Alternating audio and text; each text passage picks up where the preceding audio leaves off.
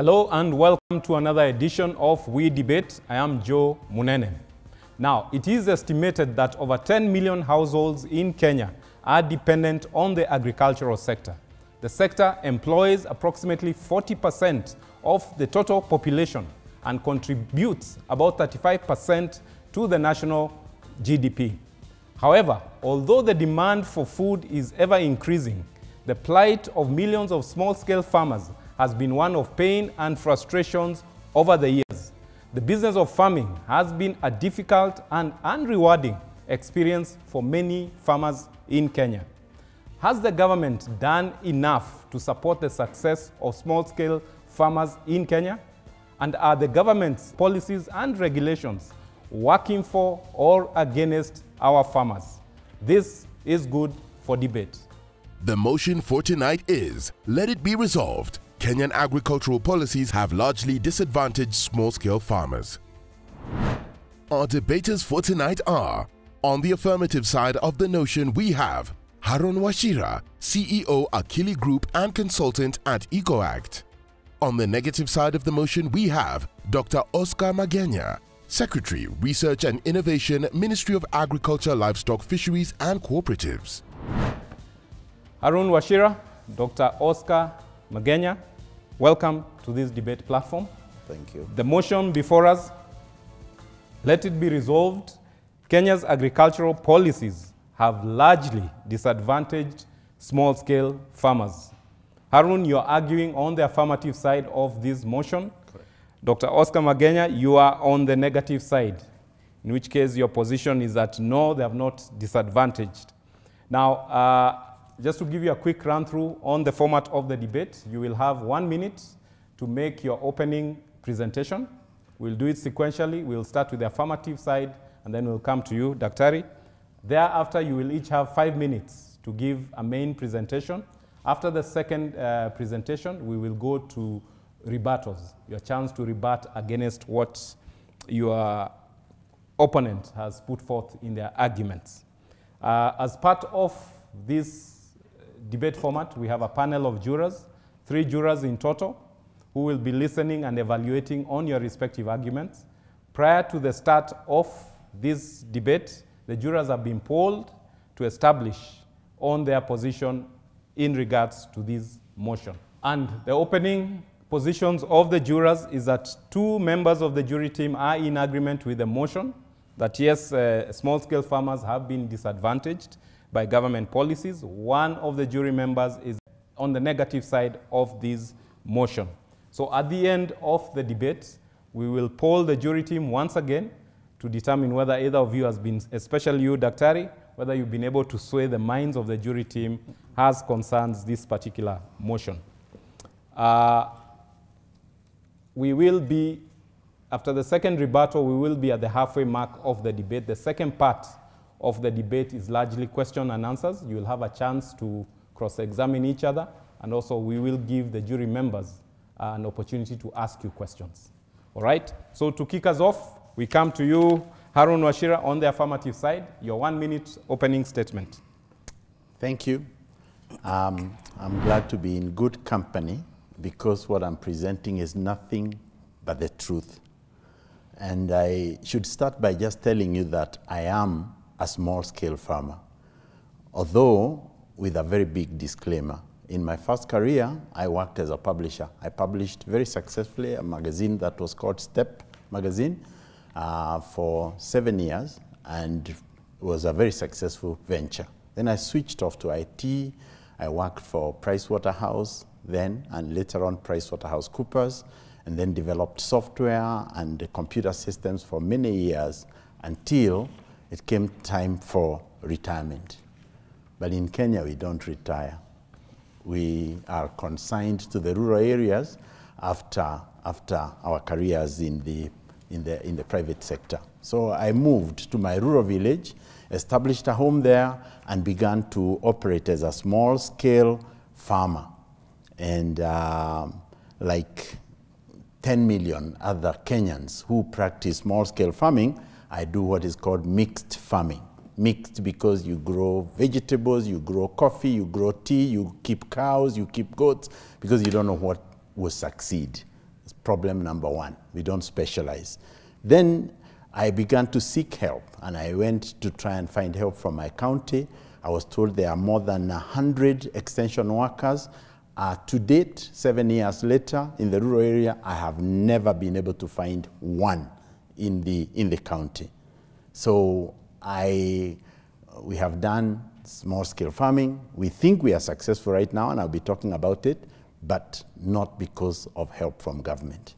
All right. Thank you, Harun. Dr. Oscar Magenya, your opening statement. 1 minute. Yeah, thank you very much. Mnene, I take this as a very good opportunity for us as government workers to explain a bit about what we do.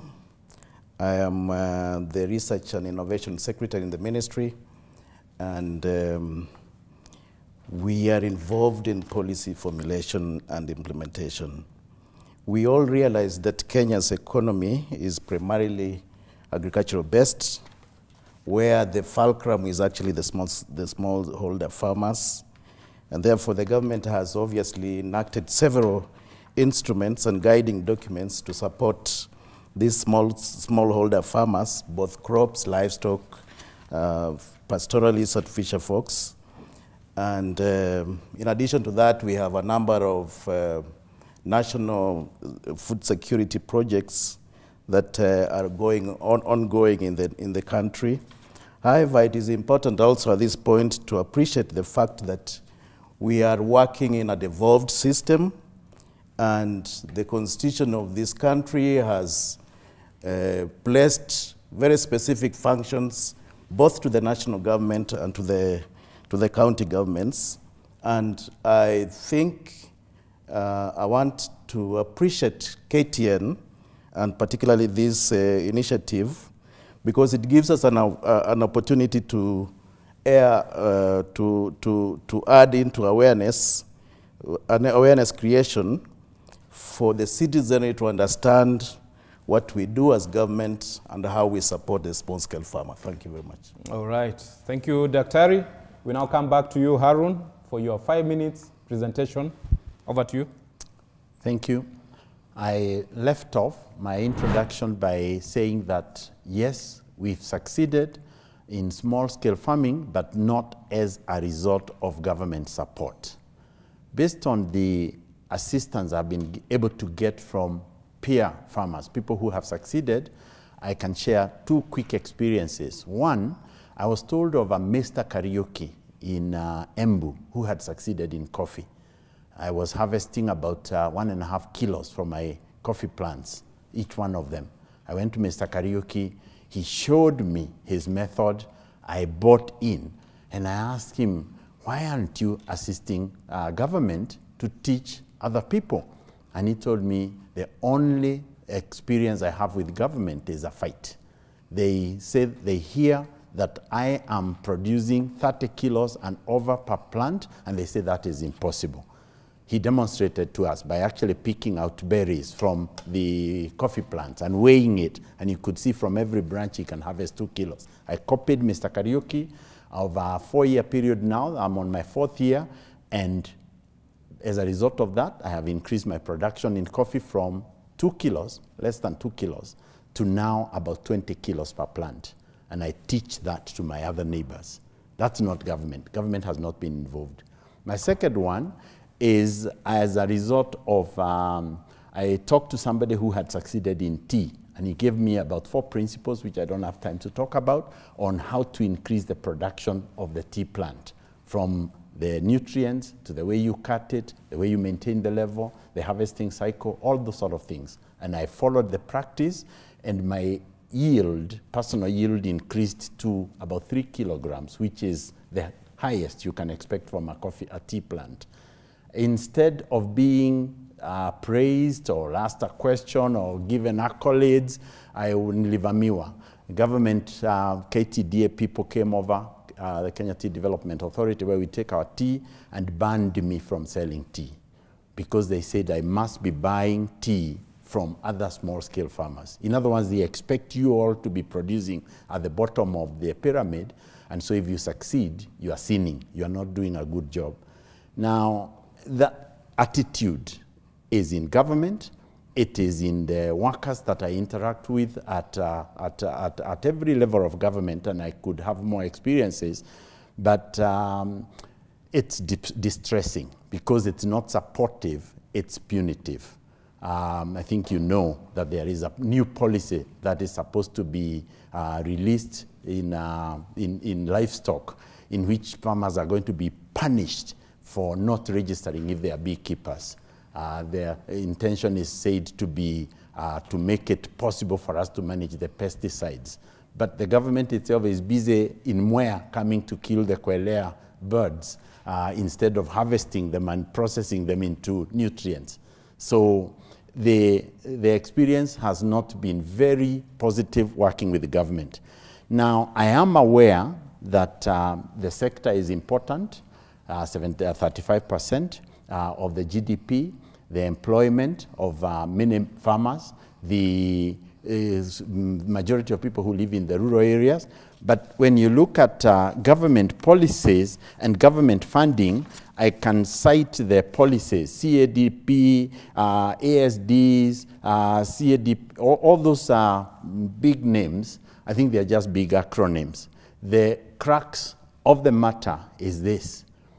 Agriculture is supposed to be getting about 10% of government budget, expenditure budget. At the moment, it's not even getting 2%. When you combine the government allocation for budget from for what is allocated by the national government and which is not fully honored, together with what the county government is given to speed up from its own collection, which it doesn't have, the farmer is left largely on his own.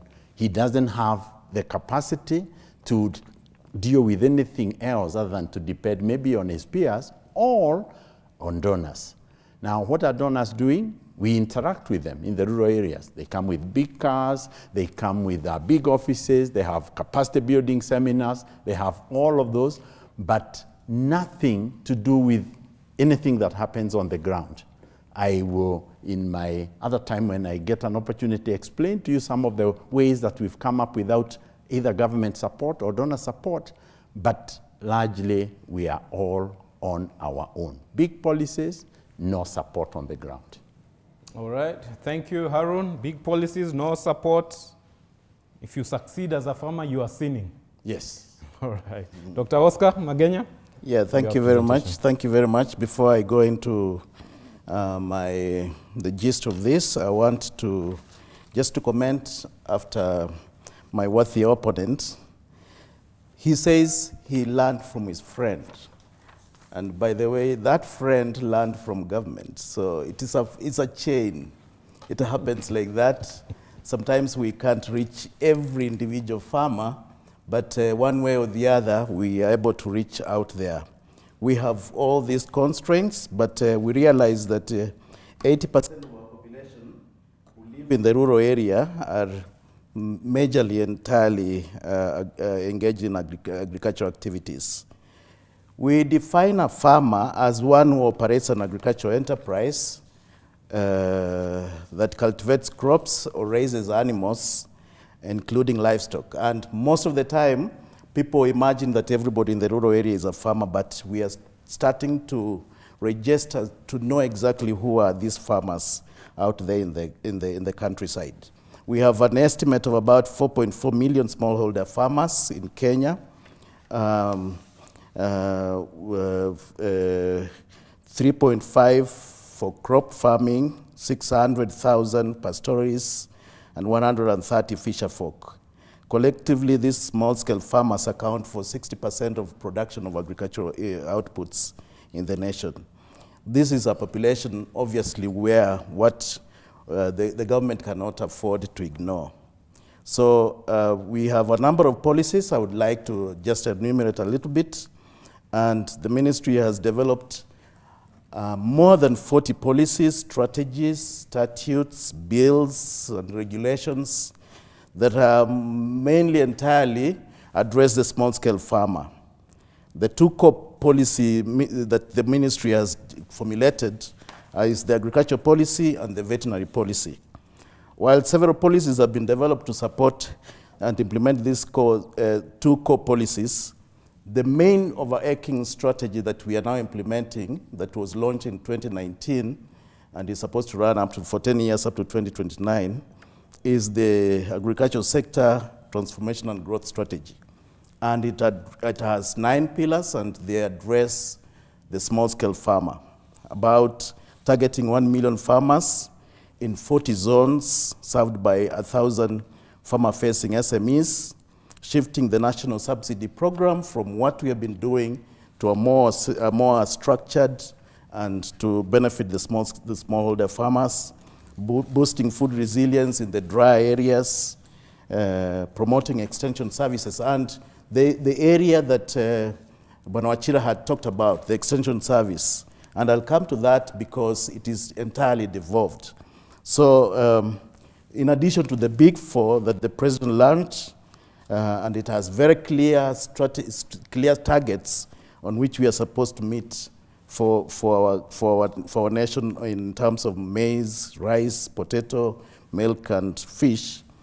We are also reviewing the present agricultural Kenya Extension Services policy to be able to bring it in line with what we have currently in the devolved units, and the agricultural research systems policy to focus on how do we harmonize the different aspects that are happening in different organizations of research.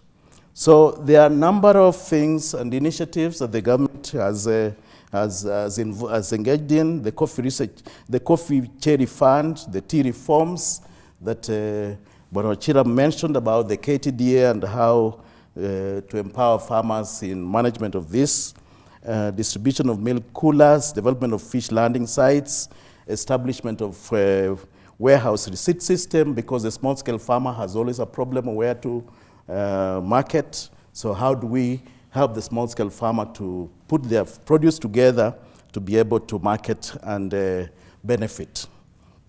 So what I had mentioned a little bit about the devolved system, at the national level, we remained with policy formulation, implementation, and review, while the entire extension service is completely devolved. And so we are working together with the counties and supporting the counties to be able to address the issue, because the small-scale farmer is right in the counties. And how do that's where the rubber meets the road, not in the national government, but in the counties. So how do we help the counties also to address the issues that the small-scale farmers are bringing up? The other issue, before I finish my time, is the cooperative sector. There is a lot of that is going on to be able to align the cooperative legislation to the constitution and so that farmers can work together, make their demands together, market together, and benefit together. Thank you very much. All right. Thank you, Dr. Magenya. Harun, are you convinced already that the government is doing enough at this early stage? Your chance to rebut to what you've had? I'm not convinced at all. In fact, I was just thinking that if I were on Oscar Magenya's side, my good friend, Dr. Magenya here, whom I've just gotten to meet today, my position would have been able to say, I would have proposed that, yes, we have very many policies, and he has said it, more than 40 policies. If you ask small-scale farmers to name one of those policies, I don't believe there is a single small-scale farmer who can mention one of them. So I would say the policies exist, but they don't mean anything other than being on paper. But my points, 4 points to quickly respond to the points that he has raised. One, we have delegated the role of delivering agricultural support to counties. I can give only one example. I was in the process of touring a university that was previously funded by government because it was a training center. But today, all the machines that the government has put there, they are all grounded. Why? Because the money used to come from national government on a vote head that funded those machines. Today, the money goes as a basket to the county government, and the governor has got better things to do than fund agriculture. So that delegation is not working. Number two, he says that what you learned from your friend is what government has taught. The answer is no. Government comes there to bash him because of his success. He's told that he's claiming things that are not possible. What he learned, if I had time, I would be able to explain where he got his knowledge because I followed it up. He is appreciated everywhere else except by government officers. Point number 3, if we are supporting cooperatives and we are providing coolers and we are providing other things for the county governments, how come 50 years into independence you do not see functional successes in those areas? You know, I think you have to ask yourself, if I'm focused on something, we do evaluations. When I was working, you are evaluated, you succeed, you are given a promotion. In government, we implement a new policy, it doesn't work, we come up with another one. Another policy, we give it to a donor, and the donor comes to give capacity building, and it doesn't work. Same thing, never succeeding, 50 years. Look at Singapore. 50 years on, about the same time as us, they have evolved a country without one river, but they are the largest exporter of ornamental fish. They talk about how to improve our ornamental fish production every single year. Our own governors go on trips to learn on what they call benchmarking. They come and they don't implement. Lastly, coffee. Our production has been on a downward trend from 120,000 tons, metric tons in the 80s to now just around 39,000 metric tons. Maize, we are importing. We are importing maize instead of growing it. Even the experiment in the Galana just turned out to be the biggest joke, the only project that the Israelis have ever supported, and it did not succeed. Why? Corruption. We say, that's what I was told. When you talk about capping score, I don't know whether you know this, most Kenyans take tea instead of coffee, but our coffee is scored in the international market by what is called the capping score. Over the last 15 years, in spite of all the research that is going on, Ruiro 11, Bati, and all those whatever, our capping score has been on a downward trend from 90 capping score in the 80s to now around 86. I export coffee, so I know. I can tell you. We are told, if you give me a capping score of 88, we will come for it all the way to that farm that is producing it. When you look at our production, most of what we are eating is coming from outside the country. Surely, we can't even feed ourselves, and we have policies, and we are funding agriculture. We signed the Maputo Declaration as a country and said that we will honor the 10% commitment, but we don't honor it. Instead, we are giving an excuse. Please allow me to just read this excuse that the government has given as a result of just saying why we are not implementing the Maputo Declaration. The institutional setting in which ASDs operate has changed significantly. The consolidation of national ministries has changed the dynamics of horizontal sector coordination, as most of the consolidated sector ministries now perform several of the 10 sector functions by ASDs. Therefore, we have given that job to others. That's our government. Maybe, Harun, for purposes of our viewers' understanding, maybe just shared what were the objectives of the Maputo? The Maputo Declaration was to, first of all, allocate about 10% of the government's budget towards agriculture in order to promote value addition, direct markets, increased production, all of that. Nothing like that happened as a result. We signed it, we changed it, we multiplied it into other things, and we gave an excuse for it. All right. Thank you, Harun. Dr. Magenya? Yeah, thank you. Thank you very much, my worthy opponent. He has raised a number of issues, and I think I'll respond to them briefly. On capacity building, on delegated, what he said about delegated, we have delegated our functions to the county governments. It is obviously laid out in the Constitution. But even despite of that, we have not completely let out the counties. One of our functions at national level is capacity building. We continue working together with the counties to be able to capacity build them so that they can address the priority areas of agriculture. That capacity building includes training of trainers so that then now the county governments can take over those responsibilities and reach to the farmers.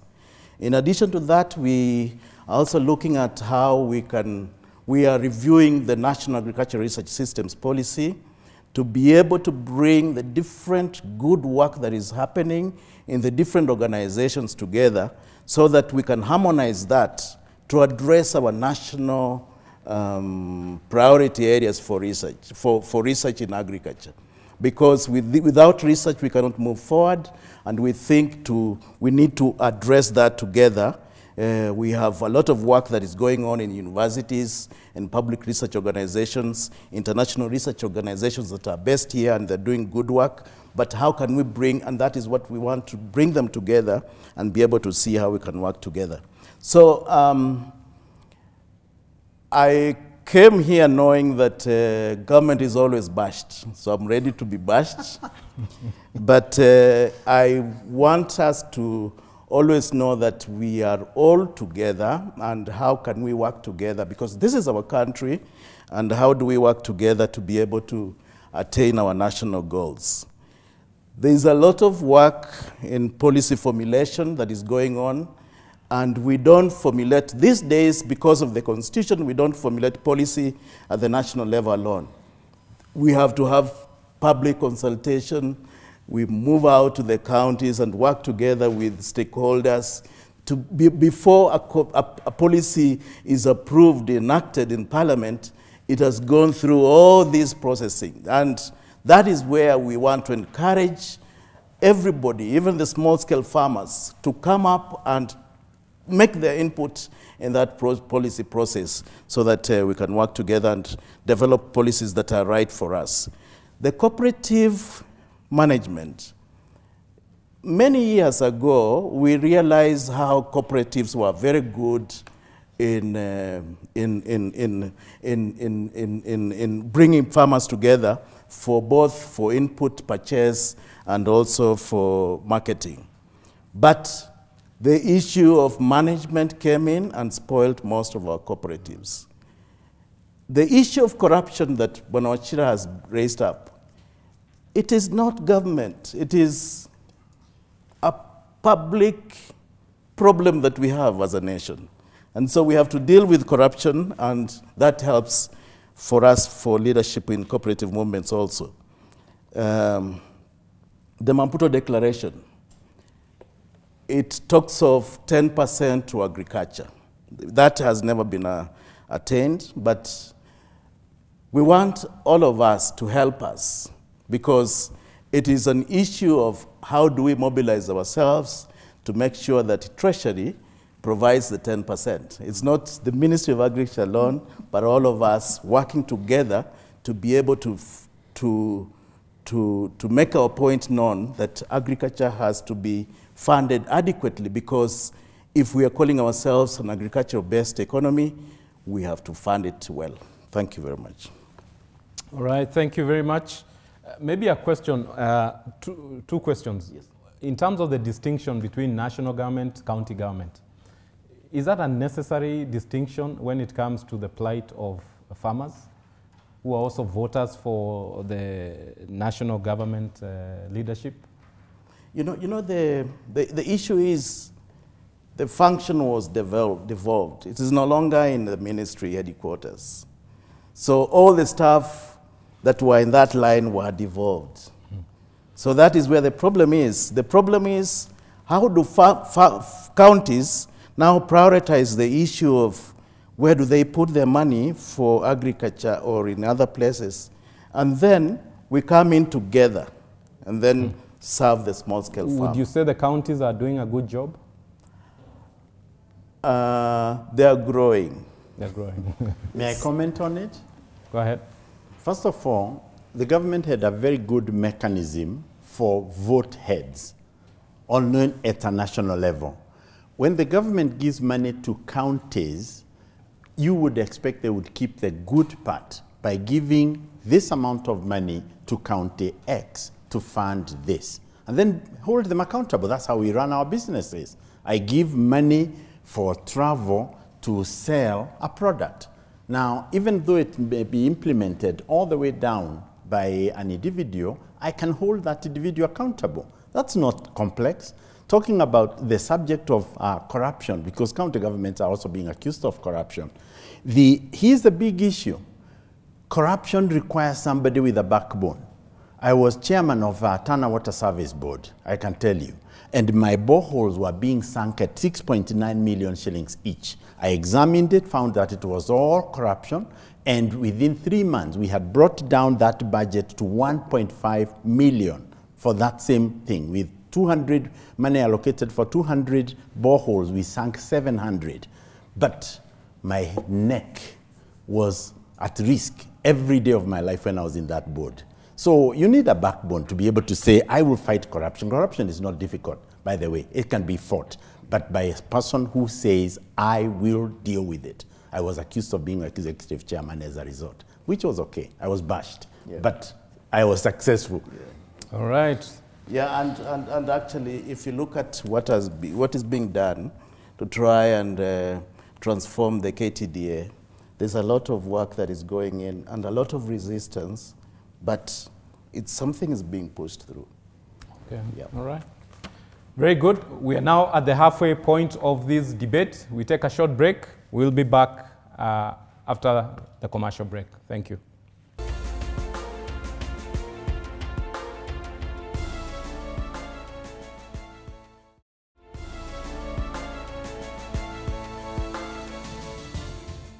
Welcome back to the debate. We start off this second part of the motion with cross-examination. We'll come to you, Dr. Magenya. You have a chance to ask 1 or 2 questions maximum to the affirmative side of this debate. Over to you. Thank you very much. It's nice to debate Wachira. Thank you very much. My one question, how can you help us, particularly in the national government, in making sure the smallholder farmers make their priorities captured? One, in the policy formulation, whenever we move out in the field, sometimes the small is so pulled back, they don't make their points very clear. Second, in the county development plans, because that is where the budgets are allocated. Thank you. Okay. All right. I'll give you maybe an answer that you don't expect. We do not need any more policies. As you said, we have more than 40 policies, and if you ask farmers what any one of those policies are, they will not tell you. I work with small-scale farmers in my other hat, and right now I'm working with probably about 150,000 farmers. We get our money from carbon credits.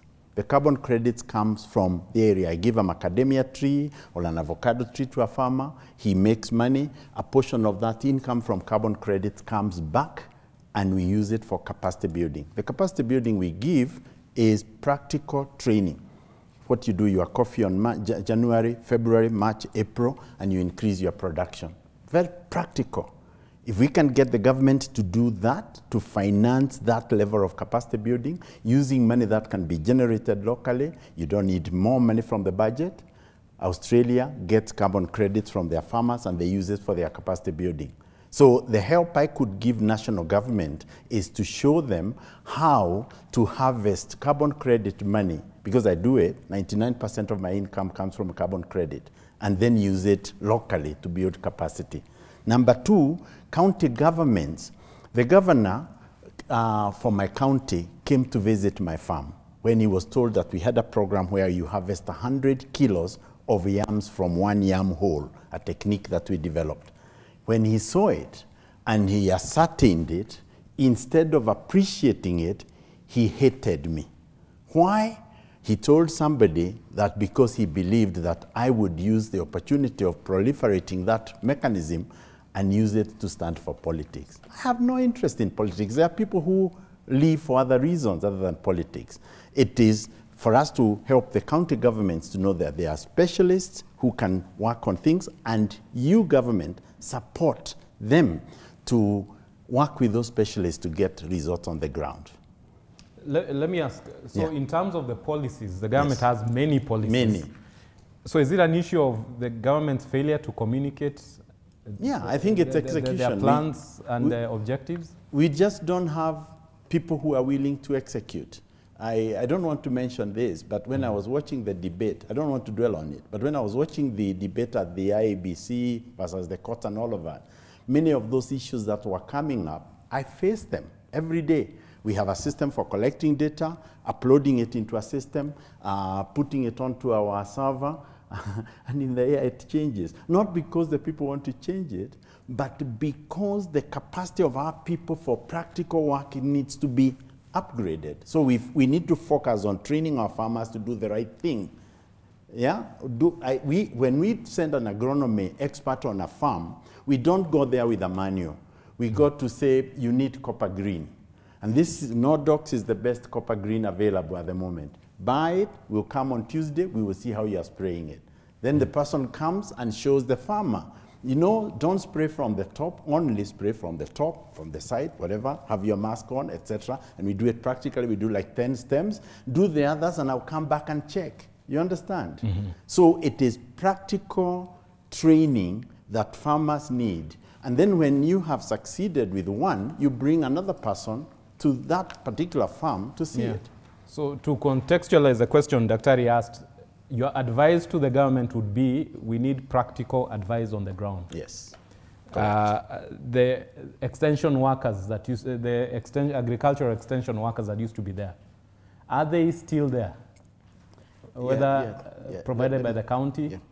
And maybe the question then to Harun after you answer would be, are you feeling these extension workers on the ground? To me, if I can answer mine and then he answers it, I can tell you they are there. That's what you're going to say, isn't it? Are they there? No. That's not what I was going to say. Maybe explain that, then I talk about the extension funds.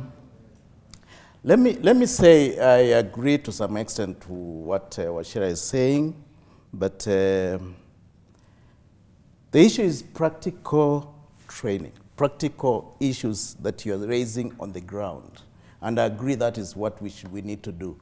But let me give you a very small way governments work. And all over the world, it's not only in Kenya.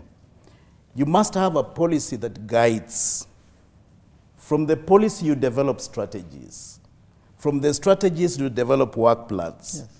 Those are what brings out the budgets. And we have them. If we don't have a budget for what you want in practical ground training, you cannot do it. No. And that's why I say, how do we input the small-scale farmers' priorities in the county development plans? Because that is where the budget will come to make those practical trainings on the ground.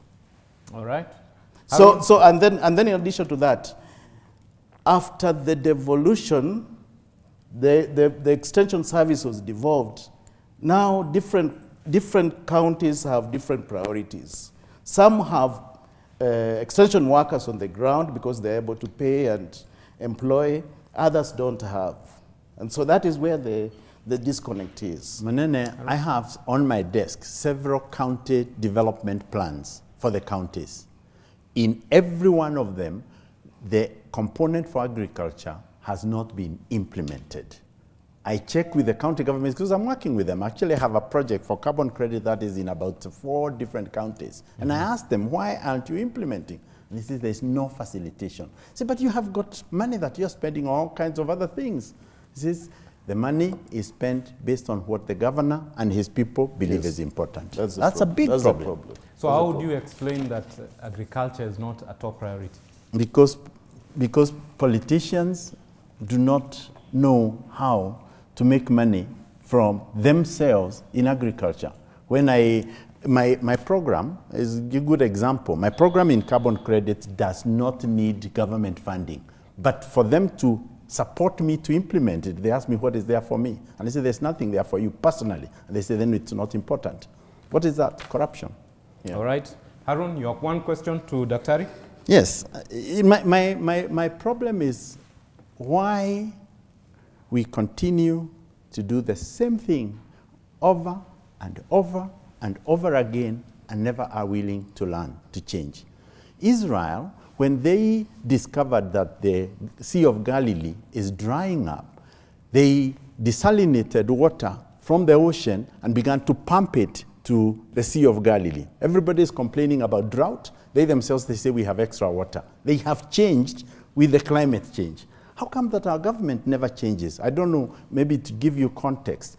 In 1918, Bwana Munene, the colonial government established the National Cereals and Produce Board to protect the white farmer against the black farmer when they were producing maize.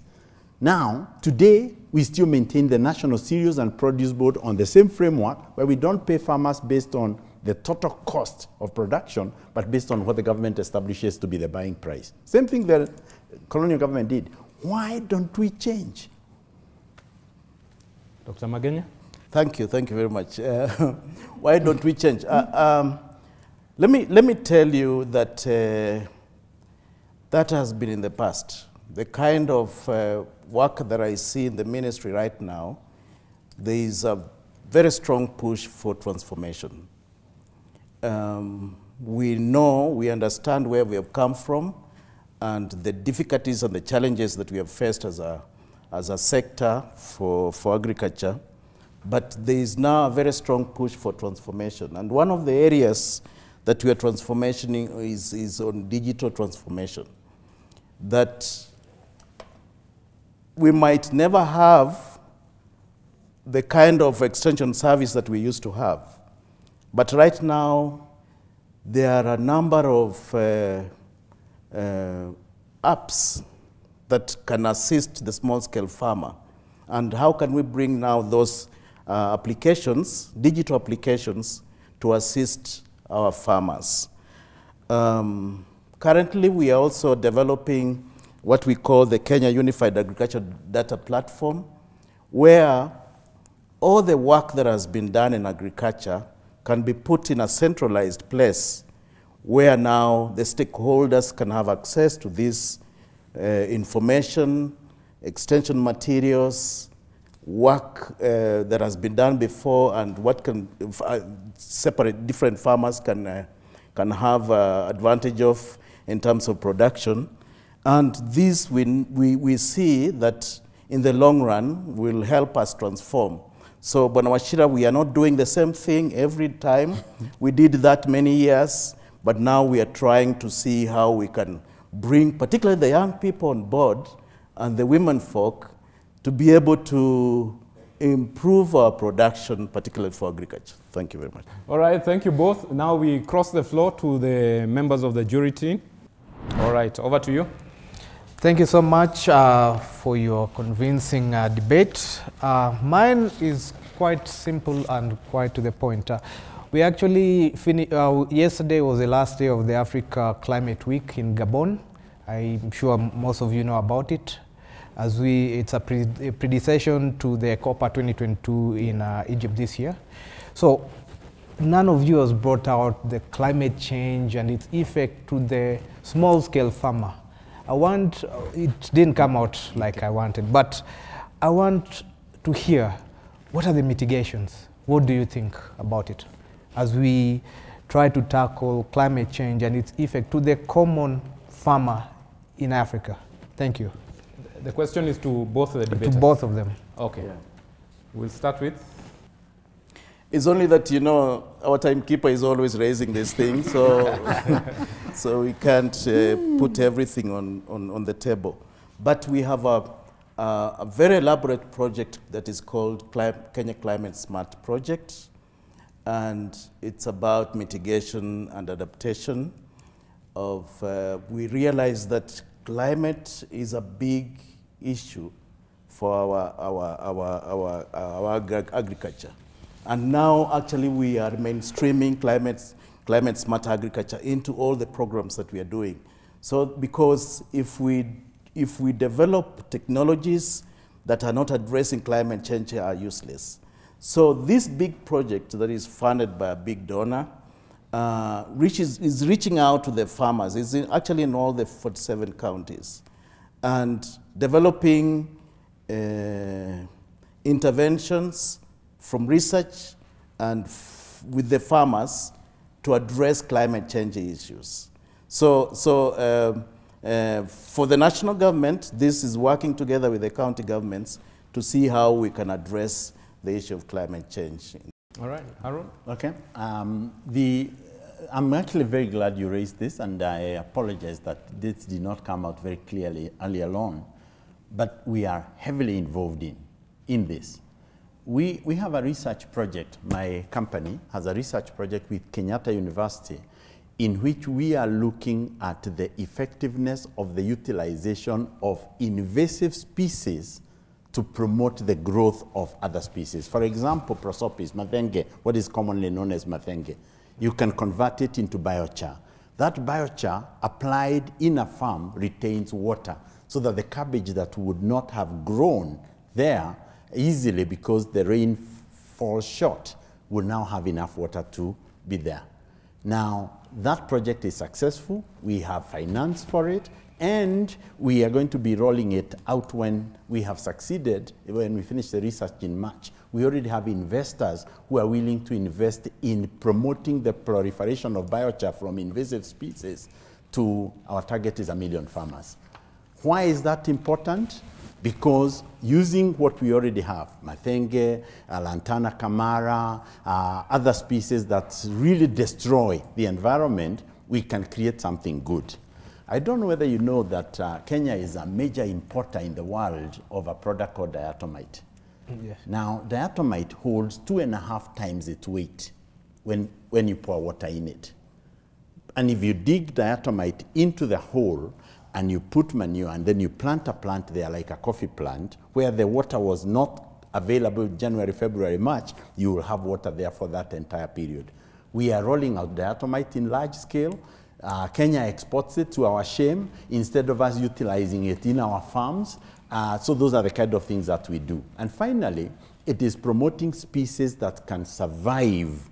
I don't know whether you know moringa, the Moringa oleifera, highly nutritious, and it grows best where it is hotter. And lastly, the mwarubaine grows best in 80% of Kenya that is very, very dry. And we can promote it and get carbon credits for it. All right. Can I add a small? Yes, go ahead. Because you mentioned about the COP. Yeah, Actually, most of the work and the organization about the COP meetings is through the Ministry of Environment, but we are represented in the Ministry of Environment. So we take part of a stakeholder, major stakeholder through the Ministry of Environment. Yeah. All right. Thank you, but okay, I will go back to my second question related to the same. You see, we have so many policies, yeah? I've gathered a lot of information today, so much, you see.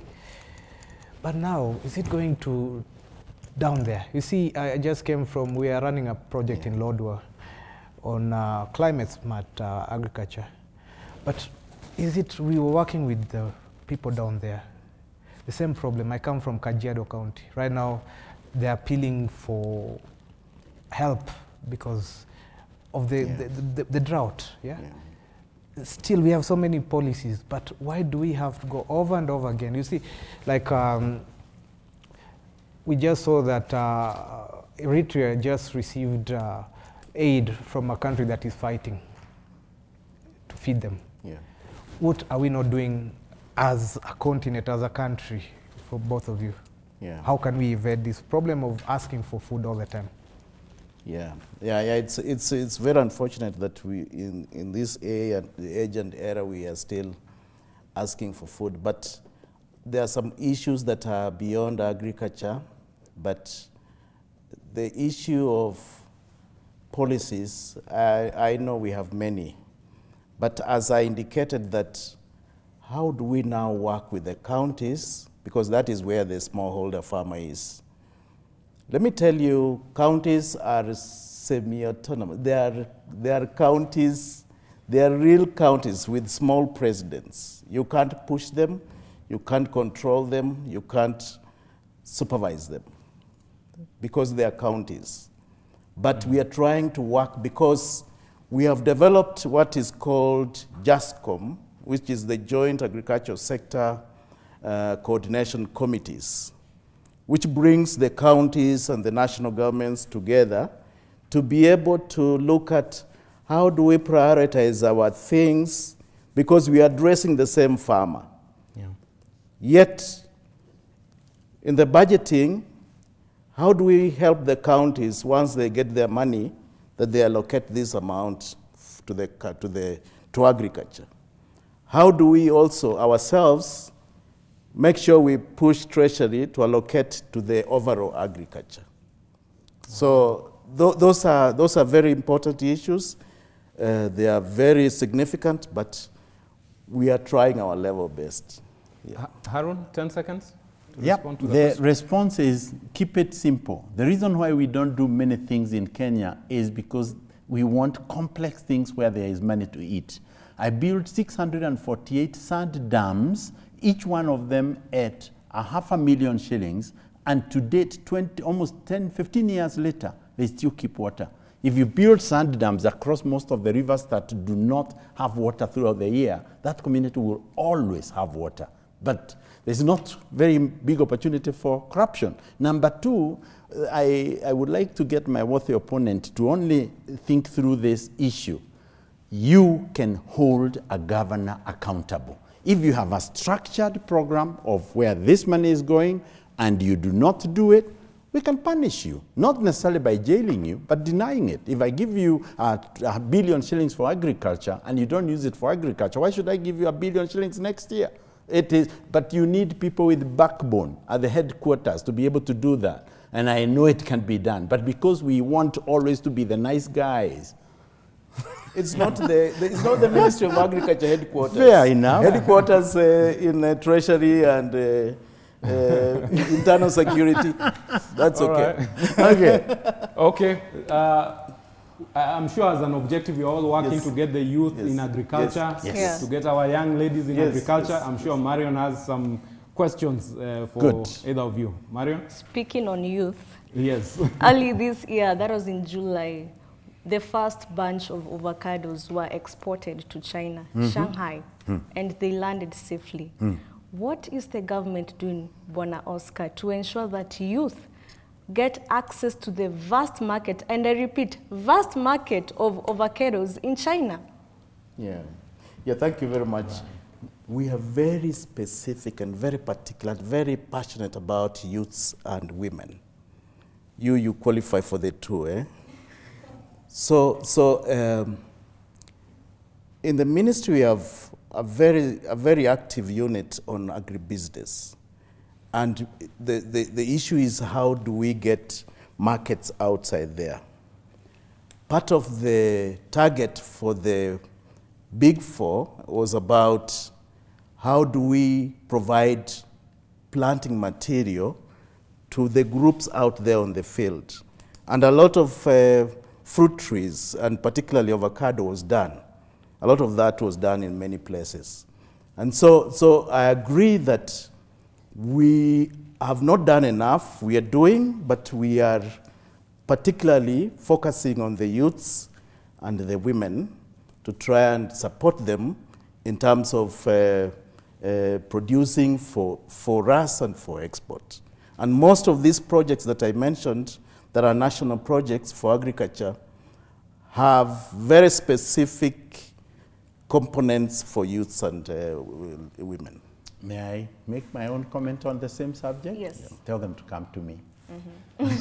Over the next 1 year, our organization, our Kili Group, is giving out more than 3 million seedlings of avocado and macadamia and other income-generating trees.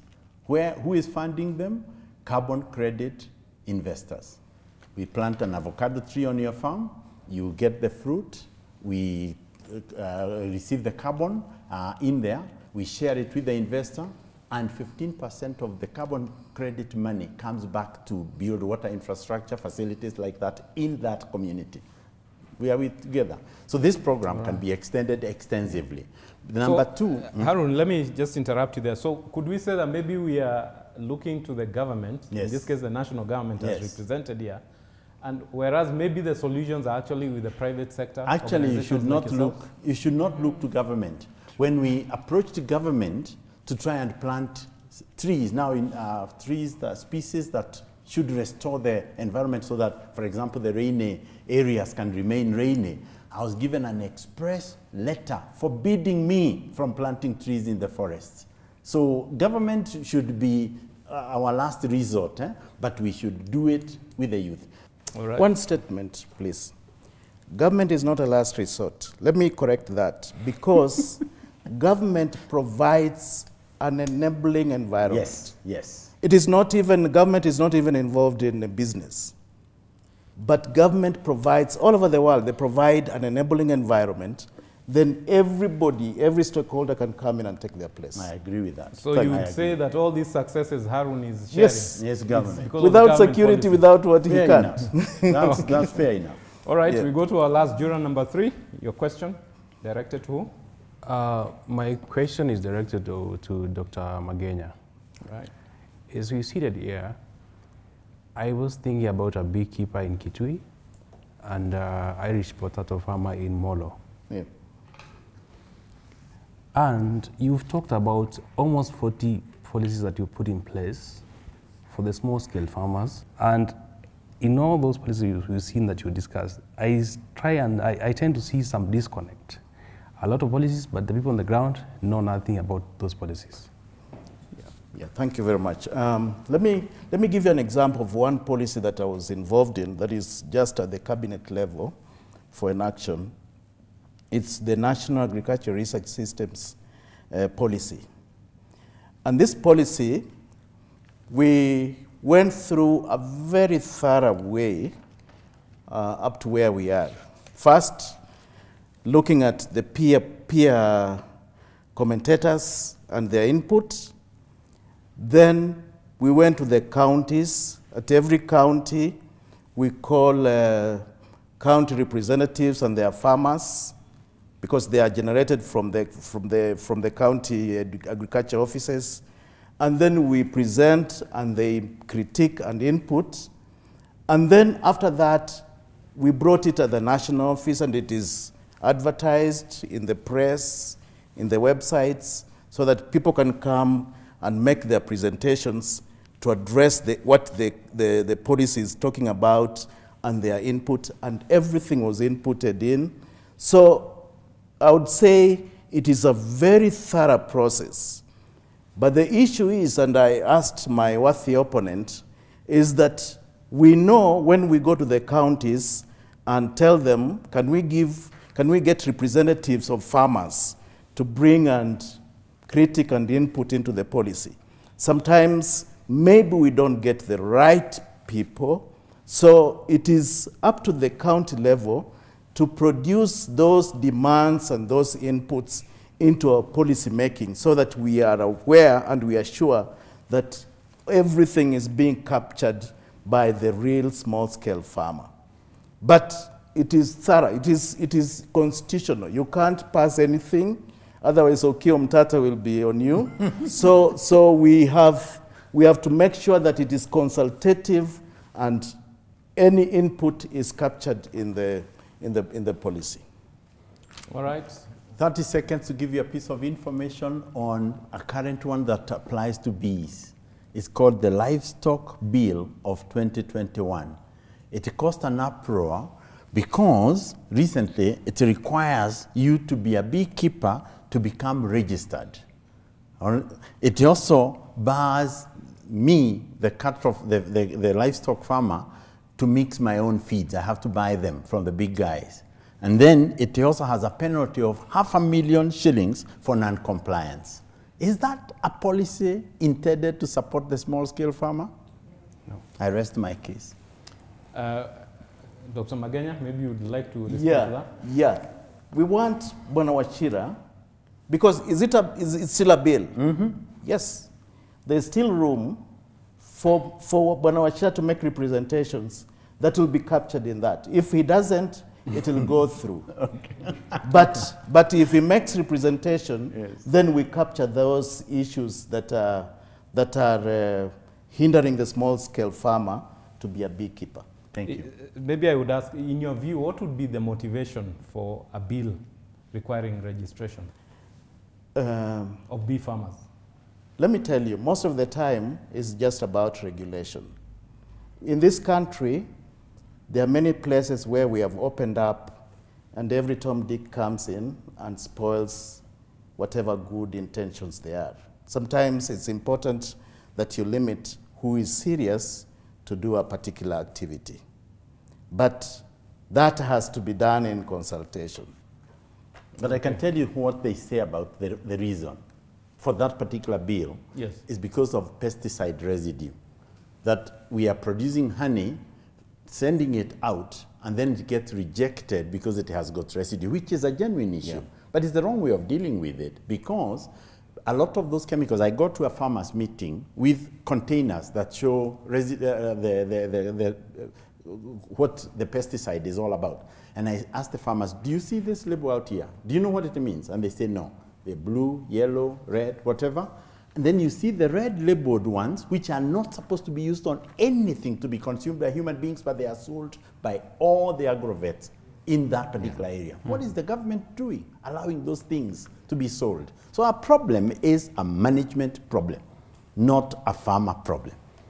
Okay. And a management problem for society. Not government. You and me have to make sure this thing is controlled. Okay. Because sometimes we do our part, but the traders are not in agriculture. Okay. Thank you to members of the jury panel. That brings us to the end of the question and answers. And now we are at the final phase of this debate, our closing statements. We will start with you, Harun. 1 minute to close and really summarize on the arguments you've been making, and then we come to you, Dr. Ari. I would like to appreciate my worthy opponent and KTN for facilitating this because it's a worthy debate and this subject can carry on.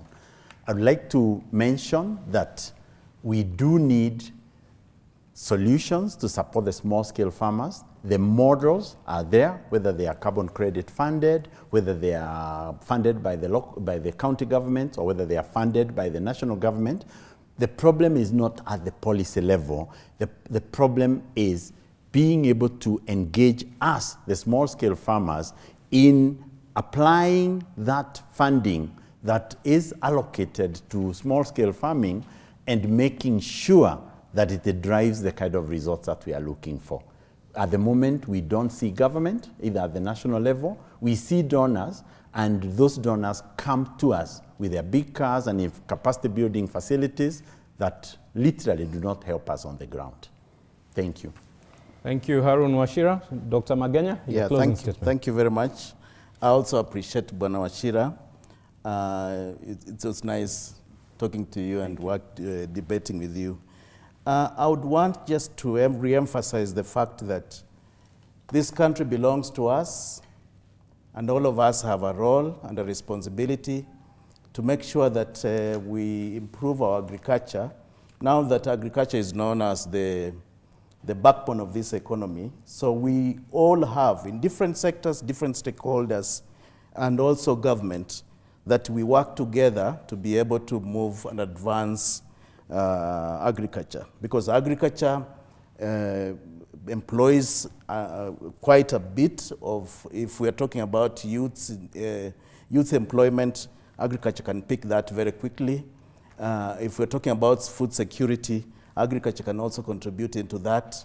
And so it behoves all of us to work together to be able to move and advance this issue of agricultural development, and particularly also about the devolved units. We need to work together to see how we can facilitate and capacity build each other at the national and the county levels so that we work together for agricultural development. Thank you. Thank you. All right. Thank you both for an insightful and informative debate.